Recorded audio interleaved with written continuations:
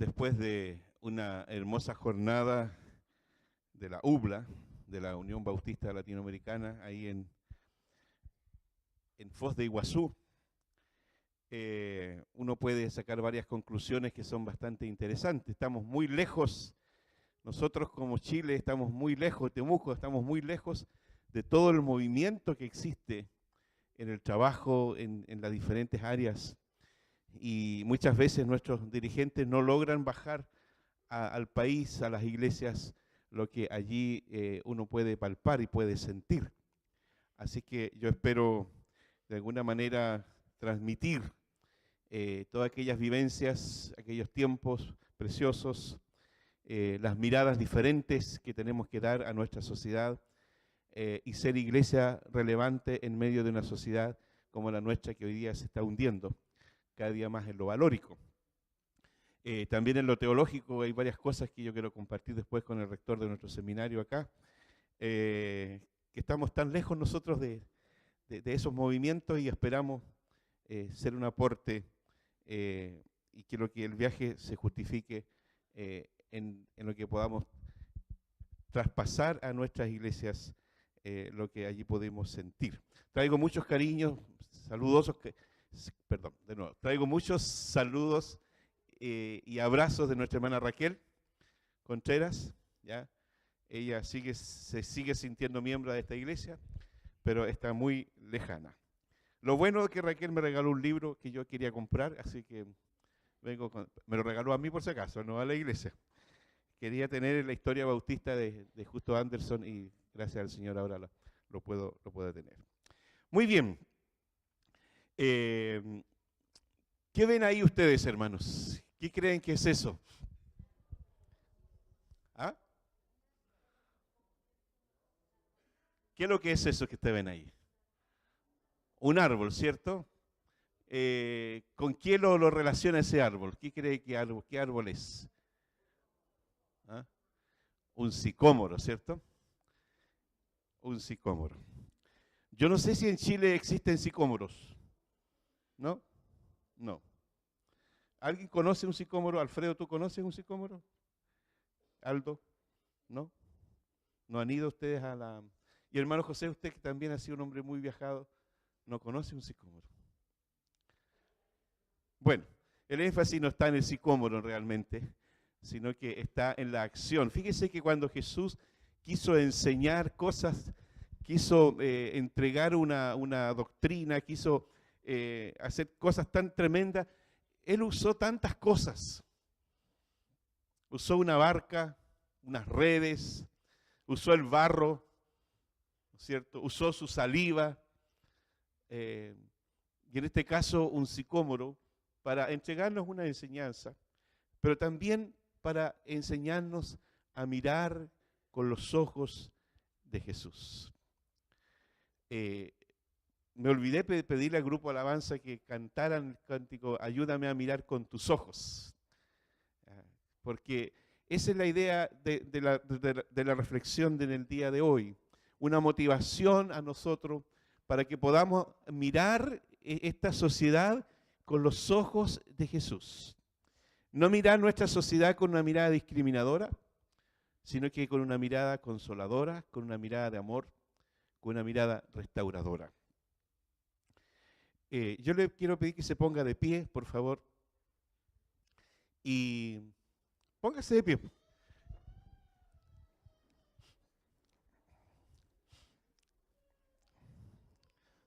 Siéntese, hermano, siéntese. En el ejército, cuando el instructor dice, de pie, ¿cómo lo hacen los soldados? ¿Así? Ejército de la primera iglesia bautista, póngase de pie. ¿Ve que pueden hacerlo, hermano? Yo sé que los huesitos suenan un poquito, pero yo quiero que haga el ejercicio de mirar a una persona. Mírela. Haga el ejercicio de mirarla a los ojos. Mírense a los ojos.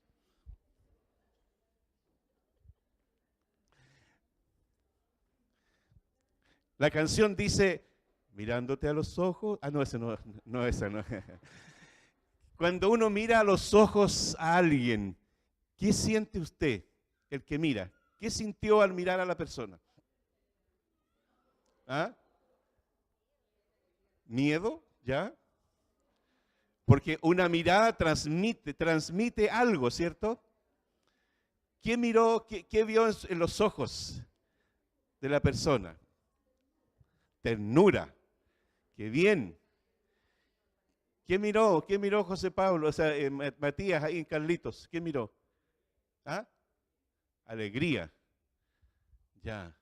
¿Qué podemos mirar en los ojos de nuestros hermanos haitianos? ¿Qué miraron ahí ustedes? ¿Ah? Ternura. Cuando uno mira a un bebé, ¿qué ve en ese bebé? ¿Ya? Se fija que cuando uno a veces conoce a alguien, lo conoce así, venga, Yasmín, lo conoce, hola, la mirada es así, ¿cierto? De arriba abajo. Hace una mirada a todos, ¿cierto? Pero lo importante es, tome su asiento nomás, lo importante es qué dice una mirada, qué hay detrás de una mirada, qué percibimos cuando alguien nos mira. ¿Ya? ¿Qué pensó usted cuando miró ese árbol? ¿A dónde lo llevó la mente? ¿Al campo? ¿Alguien pensó en saqueo? Siempre Jesús supo mirar a las personas con el corazón del Padre. Y eso es tan interesante, hermanos. Jesús siempre miró a las personas con la mirada de su Padre. Y cuando uno mira las Escrituras y piensa en todas las veces que aparece el concepto mirar, siempre detrás de la mirada hay un objetivo. Dice que vio a las multitudes y tuvo compasión de ellas, porque eran como ovejas sin pastor. Nosotros vivimos hoy día en una sociedad que pareciera que está sin una brújula. Y cada cual actúa, no por principios, sino que actúa de acuerdo a sus propios deseos o sus propios instintos. Entonces, ¿cuál va a ser la mirada de la iglesia a esta sociedad en la cual estamos entrando? Yo no quiero ser majadero en todo esto, porque para mí la problemática hoy día de esta sociedad es un nuevo campo misionero. Estamos entrando a aprobar leyes totalmente desde el punto de vista nuestro, desde el punto de vista bíblico, antivalóricas, ¿cierto? Pero si nosotros nos sentamos a quejarnos, si nosotros nos sentamos a seguir haciendo un diagnóstico de lo que está ocurriendo, vamos a pasar años quejándonos y haciendo diagnósticos. Es hora que aprendamos a mirar esta sociedad con los ojos de Jesús. Y saber de que hay una necesidad. Detrás de todas estas personas que no tienen escrúpulos para firmar documentos, para hacer desfalcos económicos, etcétera, etcétera, tenemos que aprender a mirarlos con ojo de compasión, porque hay una motivación interna que le está afectando su conducta. Entonces, aprender a mirar con los ojos de Jesús. Dios como Padre tiene una mirada profunda, tiene una mirada sanadora, tiene una mirada restauradora, pero también tiene una mirada con visión. Cuando Él te miró a ti, cuando Él me miró a mí, me miró con ojos de amor, me miró con ojos de restauración, me miró con ojos, ¿no es cierto?, de compasión, pero también nos miró con ojos de visión. ¿Qué es lo que tú y yo podríamos llegar a ser en el futuro? ¿Quién eras tú? ¿Quién era yo antes de conocer al Señor? ¿Dónde estábamos? ¿Para dónde iba nuestro caminar? Dios nos llamó, cuando Dios nos miró y cuando Dios nos llamó, es porque Él pensó que nosotros podríamos llegar a hacer algo especial en sus manos. Vosotros pues sois mi especial tesoro. Así dice la palabra del Señor. Entonces, no olvidemos que lo que Dios dice en su palabra. Y el que Él nos dice, no mires, le dice Dios a Samuel, no mires a su parecer ni a lo grande de su estatura, porque yo lo desecho. Samuel, cuando fue enviado por Dios para ungir el rey de Israel, el nuevo rey de Israel, porque él ya había desechado a Saúl, envía al profeta Samuel, ¿no es cierto?, con el aceite para ungir, y lo que miró cuando Samuel vio a un joven, él pensó en su corazón, este es. Y Dios le dice, no mires a su parecer, ni a lo grande de su estatura, porque yo lo desecho. Porque Jehová no mira lo que mira el hombre, pues el hombre mira lo que está delante de sus ojos, pero Jehová mira el corazón. Entonces, hermanos, Jehová mira nuestro corazón. Y Jehová mira nuestro corazón con una mirada restauradora, pero también nos mira con una mirada de visión. ¿Qué vio Dios en ese joven David, pastor de ovejas? Vio el futuro rey de Israel. Cuando uno ve a un niño caminar por aquí, y que a los adultos a veces nos molesta que se mete desorden, que se mete por debajo de las bancas, ¿no es cierto? Y lo miramos con ¿dónde está la mamá de este niño? ¿Cómo lo mirará Dios? Una mirada de amor, ¿cierto? ¿Cómo miramos nosotros a las hermanas que hacen la interpretación para nosotros? ¿Cómo la miramos? Cuando miramos a Sergio, claro, miramos a un showman, ¿cierto? Sergio es un hombre muy expresivo. ¿Qué miramos? Entonces, si Dios mira a las personas de esa forma, también Jesús. Y Él vio a las personas tal como eran y veía lo que las personas podían llegar a ser. Y aquí entramos a la escena esta tan curiosa de Zaqueo. En primer lugar, Zaqueo quería ver a Jesús. Esto es muy interesante. El esfuerzo de Zaqueo de ver a Jesús. Ahora, ¿cuál era la motivación de ver a Jesús? Dice la palabra, habiendo entrado en Jesús en Jericó, iba pasando por la ciudad. Y sucedió que un varón llamado Zaqueo, que era jefe de los publicanos y rico, procuraba ver quién era Jesús, pero no podía a causa de la multitud, pues era pequeño de estatura. Procuraba ver a Jesús. Eso es lo que nosotros tenemos que aprender a leer hoy día. Si la gente viene al templo o si la gente viene a nuestra oficina para buscar un consejo, para buscar una orientación, es porque quieren buscar a Jesús. Y tenemos que aprender a mirarlos como Jesús les mira. Ahora, ¿quién era Zaqueo? Bueno, Zaqueo, un poquito de historia, ya la conocen prácticamente, pero era un judío que se hizo un cobrador regente, lo cual le valió el título de publicano, odiado por los judíos y excluido de la sociedad de sus compatriotas. Era rico, dice la Biblia aquí. Era jefe de los publicanos, vale decir, tenía poder, tenía autoridad. Imagínense usted que el alcalde de nuestra ciudad de repente lo miramos arriba de un árbol, tratando de verme a mí cuando predico. No, ver a una autoridad, ¿no es cierto?, haciendo algo ilógico, algo insólito, ¿cierto? ¿Se imaginan ustedes viendo a este muchacho, a este Zaqueo, que era jefe de los publicanos, tenía un cargo, tenía un cierto rango, arriba de un árbol? Naturalmente que la mirada de la gente fue mirada de risa, Otros quizás mirada de odio, otros quizás una mirada, ojalá te caigas, ¿no es cierto?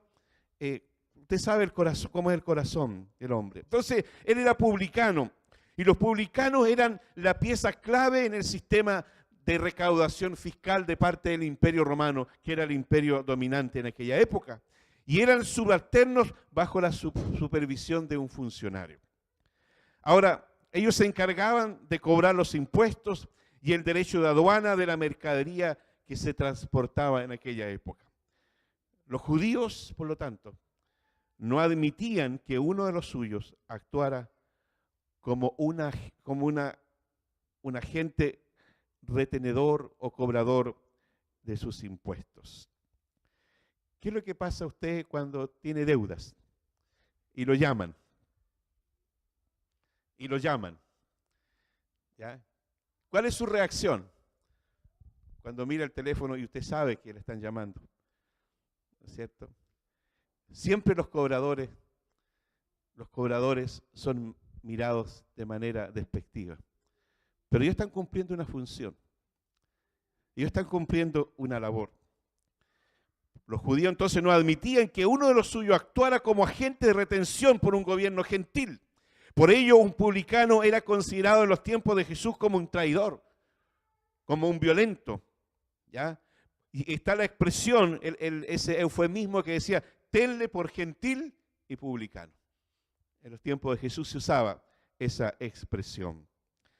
Ahora, la pregunta es, ¿por qué Zaqueo, este gentil, este publicano, este hombre rico, que tenía una buena posición, ya que no tenía necesidad económica, porque dice que era rico, que tenía un cierto rango, ¿por qué él quería ver a Jesús? ¿Cuál es la razón por la cual la gente se acerca a Jesús? En los tiempos de Jesús, mucha gente dice que le seguían multitudes, pero Cristo lograba ver por qué la multitud le seguía. Y en Juan capítulo 6, Él les dice, mire, ustedes han venido aquí, se han dado toda la vuelta al lago y han venido aquí, no porque quieren conocer mi palabra, dice, porque comisteis pan y os saciasteis. Entonces, Zaqueo no tenía esa necesidad. Él no tenía una necesidad económica.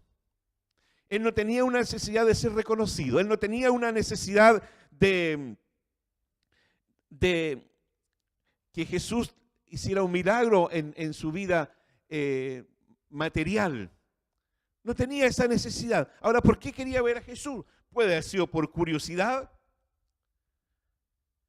Él era pequeño y podría haberse metido entre la multitud como la mujer que fue y tocó el borde del vestido de Jesús, dice.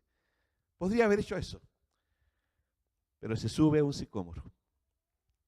Ese sicómoro no tenía idea que iba a ser un instrumento de Dios cuando brotó de la tierra. Fíjese la importancia de ese sicómoro, ¿por qué estaba allí? Pasó a la historia el sicómoro. Por curiosidad. Ahora, ¿por qué se subió al árbol? Bueno, algunos dicen que por protección.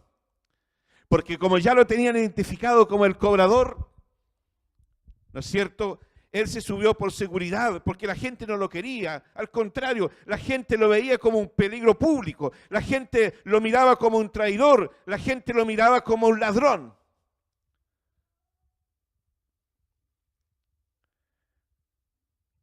Pero en este intercambio de diferentes miradas, cuando él se sube al sicómoro, se expone a la mirada pública. Y naturalmente todos le miraron con ojos diferentes. Pero Jesús lo vio con los ojos de Padre. Jesús lo vio con los ojos de Dios.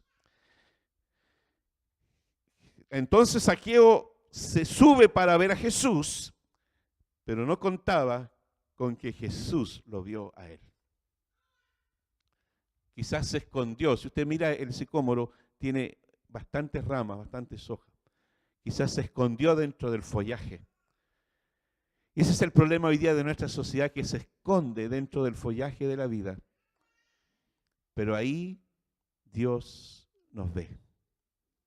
Ahora, ¿qué vio? ¿Qué vio Dios? ¿Qué vio Jesús en este joven?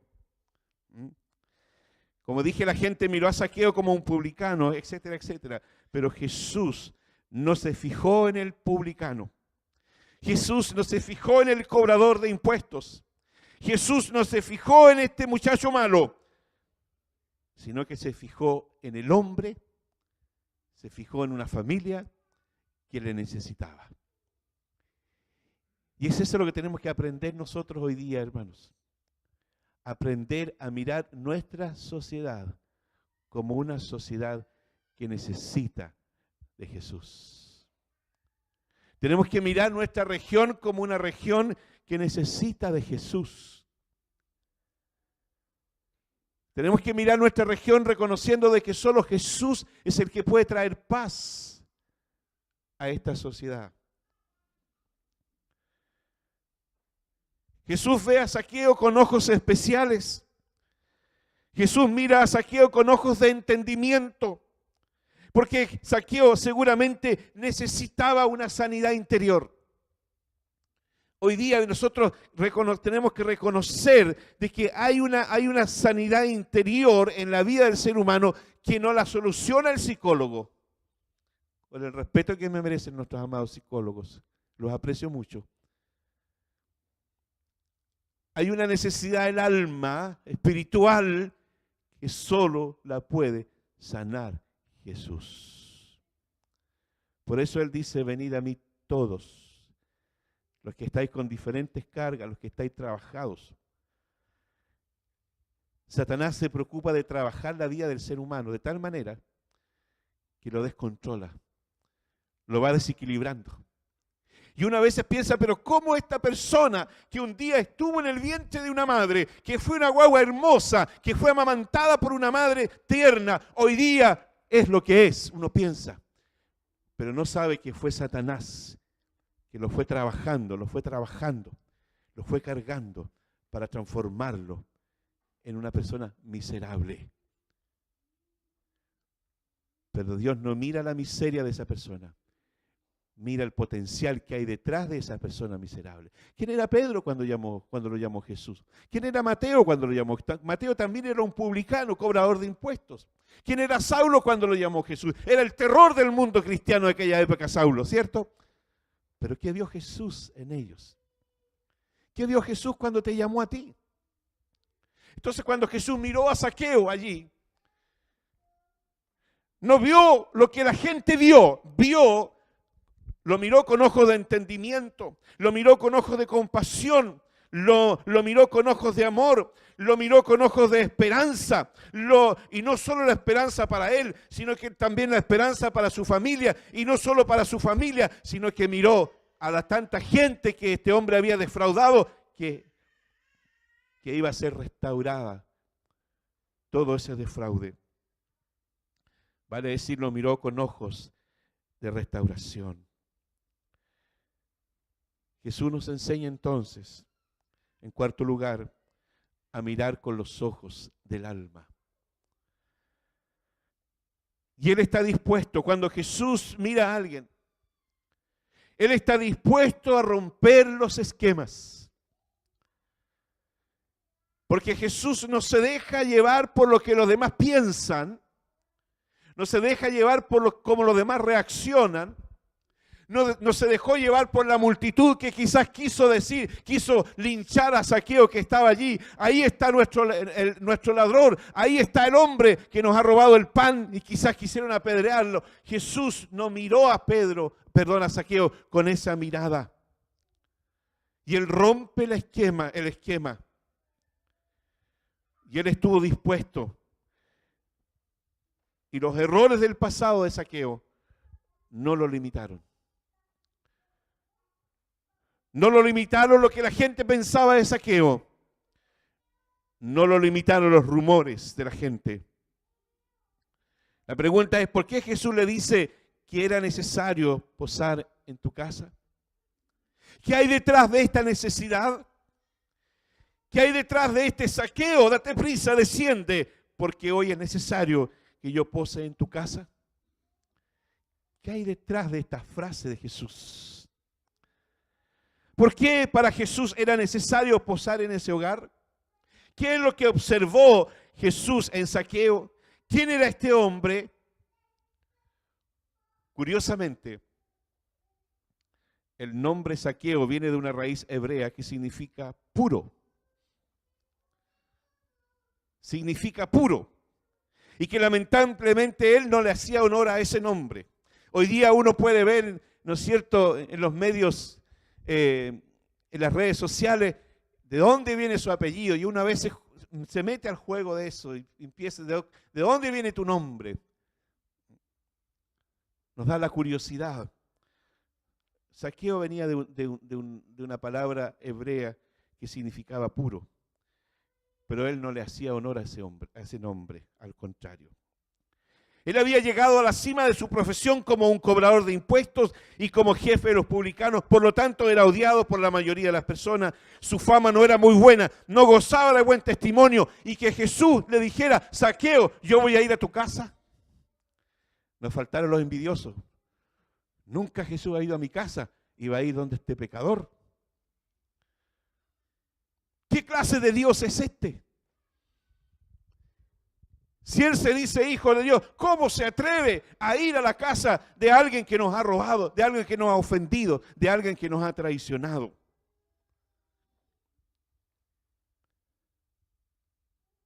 Jesús se dio cuenta que Zaqueo era rico, pero no era feliz. Zaqueo era inmensamente rico, pero no era feliz. Zaqueo tenía un cargo de jefatura. ¿Cuántas veces nosotros aspiramos a tener un cargo creyendo que el cargo nos va a traer fama? Zaqueo tenía un cargo importante, pero a raíz de eso recibía el odio. Zaqueo era un hombre rodeado de bienes materiales, pero se sentía solo. Seguramente no tenía amigos. Su profesión le permitió destacarse, pero no de la mejor manera. Jesús sintió la mirada de Zaqueo, vio la curiosidad que él tenía. Seguramente Zaqueo había oído que Jesús recibía a los publicanos y a los pecadores y quería conocer a este varón.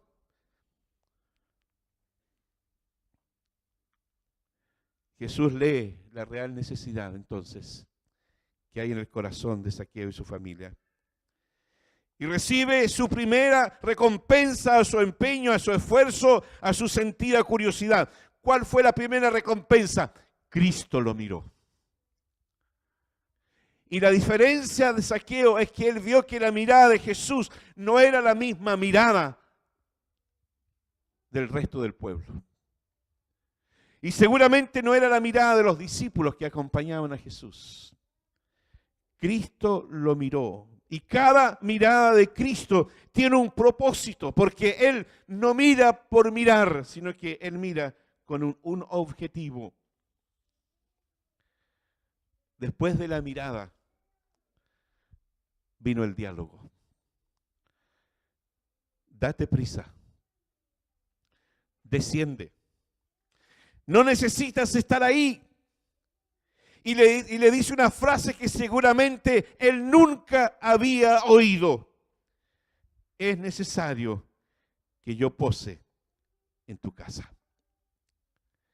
Vale decir, Jesús se hace el invitado. ¿Qué pasa con usted cuando alguien se hace el invitado? ¿Cómo reacciona usted? Yo lo he escuchado. Y patudo más encima, dicen. Nadie lo invitó. Ya pongan otro plato. Así siento yo cuando a veces voy a algunas casas. Hoy llegó el pastor.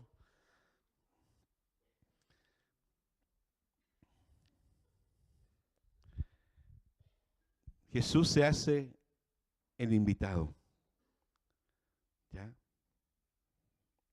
Qué interesante esto. Jesús se hace el invitado. Porque Él no quiere recibir una bendición de tu parte. Él se hace el invitado porque Él sabe que tiene una bendición que darte. Él se hace el invitado no para satisfacerse a sí mismo, sino que se hace el invitado porque Él sabe que por el camino que vas, no vas bien. Porque Él sabe que la forma que estás pensando no está bien. Por eso Él se hace el invitado. Por eso Él te dice, es necesario que yo pose en tu casa. Él se dio cuenta de la situación de Zaqueo y frente a esta escena tan significativa, me pregunto, ¿será que Cristo también quiere hoy día posar en tu vida de manera urgente? ¿Será que Jesús quiere posar en tu hogar de manera urgente porque hay algo que tú no puedes resolver y que no podrás resolver sin la presencia de Jesús?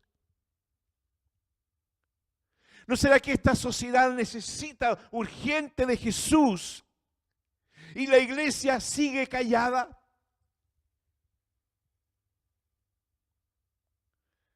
¿No será que Jesús quiere a través de ti y de mí impactar esta sociedad? El impacto de la presencia de Dios en su vida. Cuando está este diálogo, fíjese, dice, cuando llegó a aquel lugar, mirando hacia arriba, le vio y le dijo, Zaqueo, date prisa, desciende, porque hoy es necesario que yo pose en tu casa. Entonces él descendió a prisa y le recibió gozoso. Y al ver esto, bueno, ahí está el ministerio de la murmuración, ¿cierto? Todos murmuraban diciendo que había entrado a posar con un hombre pecador. Entonces Zaqueo, puesto en pie, dijo al Señor, mire, bastó la presencia de Jesús para transformar la vida de este hombre. Lucas no nos dice qué diálogo hubo ahí al interior. Solamente Lucas muestra el efecto transformador de la presencia de Jesús. El impacto de la presencia de Jesús en su vida. Él dice, versículo 8, puesto en pie, dijo al Señor, he aquí, Señor, la mitad de mis bienes doy a los pobres. Y si en algo he defraudado a alguno, se lo devuelvo cuadruplicado.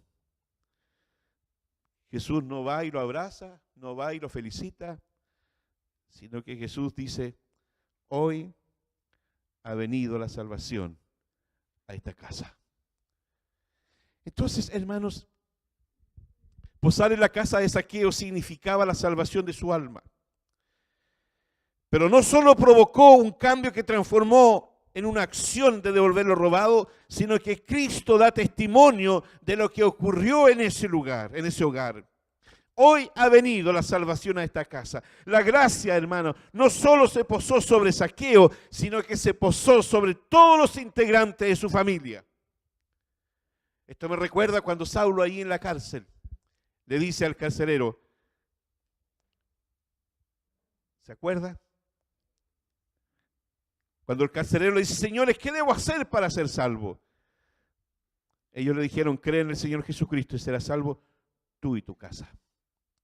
Y le hablaron la palabra del Señor a todos los que estaban en su casa. Y aquella noche los tomó consigo, les lavó las heridas y él fue bautizado enseguida con todos los suyos. Le hizo entrar en su casa, le puso la mesa y se regocijó con toda su casa, porque toda su casa había creído en Dios. Entonces, la salvación no solo fue de Zaqueo, sino que de toda su casa. Entonces, el propósito de Jesús de posar en la casa de Zaqueo, posó en ese hogar no para recriminar a Zaqueo por lo que estaba haciendo, ni tampoco para que devolviera el dinero o que repartiese los bienes entre los pobres. Él no estaba interesado en los bienes, no pensó, este Zaqueo me puede dar un buen diezmo, sino que su propósito era la salvación de Zaqueo y de su casa. Lo otro fue el resultado de lo primero. Cuando Zaqueo fue impactado, primero por la mirada de Jesús, en segundo lugar por la voz de Jesús y en tercer lugar por la presencia de Jesús, cambia el chip de su vida. Y ya deja de ser un gentil y un publicano. Y Cristo lo coloca al nivel de, dice, versículo 9, Jesús le dijo, hoy ha venido la salvación a esta casa, por cuanto él también es hijo de Abraham. Sigue siendo del linaje de Abraham. Había perdido su condición por causa de su avaricia, pero Cristo lo restaura. Como el hijo pródigo. Había perdido su condición de hijo, había perdido sus bienes, pero cuando él vuelve, Dios lo restaura. Estimados hermanos, el objetivo del mensaje de hoy día es de qué manera nosotros estamos mirando a la gente. ¿Cómo estamos viendo nosotros a la gente? ¿Cómo estoy viendo a mis amigos sin Cristo? ¿Cómo estoy viendo a mis compañeros de trabajo que están sin Cristo? ¿Cómo estoy mirando yo a mis parientes que están sin Cristo? ¿Cómo estamos mirando a nuestros hermanos inmigrantes que hoy día están allá arriba? ¿Cómo lo estamos mirando? ¿Con qué ojo le miramos? Yo sé que la primera mirada es de curiosidad. Y yo, lo primero que hice cuando vi un negrito, mi curiosidad fue tocarle el pelo. Siempre tuve la curiosidad por cómo ese pelo tan, no sé, pues tan crespo, cabeza de chicoria, decíamos nosotros en el campo. ¿Cómo es que? Pero es diferente al crespo nuestro. Esa fue lo primero, tocarle. ¿Con qué ojo estamos mirando a los inmigrantes y que van a seguir llegando muchos a nuestro país? ¿Con qué ojos los mira el gobierno? ¿Con qué ojos los mira las autoridades? ¿Con qué ojos los mira la gente? ¿Cómo, hermano, cómo estamos mirando a los que piensan diferente a nosotros? ¿Cómo miramos a quienes piensan diferente? La mirada de Jesús nos enseñan a mirar a las personas sin discriminación.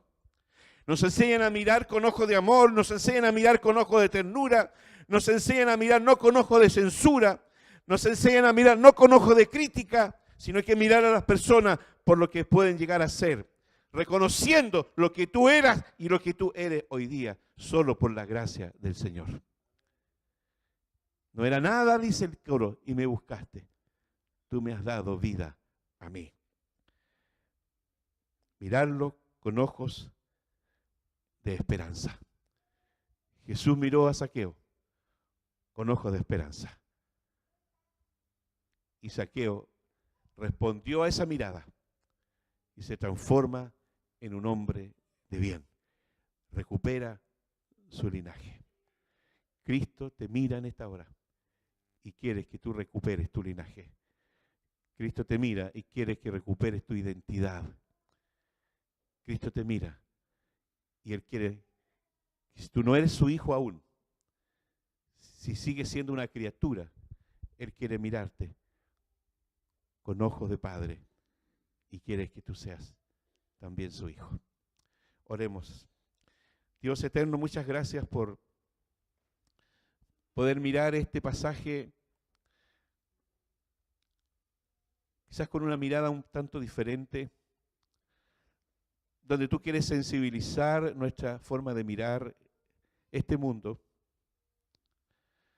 Señor, quita de nosotros el espíritu de crítica por lo que está ocurriendo y coloca en nosotros un espíritu de amor, un espíritu misionero, un espíritu de demostrar que hay un camino recto, que hay un camino de verdad, que hay un camino que se llama Jesús y que solo Jesús puede restaurar lo que humanamente el hombre no puede restaurar. La religión de aquella época era imposible que restaurara la vida de Zaqueo. La religión de la época, Señor. Pero bastó tu presencia, bastó tu mirada, bastó tu voz para que ese hombre se restaurara. Señor, tú puedes hacer lo que la sociedad no hace, restaurar vidas. Ese es el rol de la iglesia, de predicar un evangelio restaurador. Señor, ayúdanos a mirar el mundo con tus ojos. En el nombre de Jesús. Amén.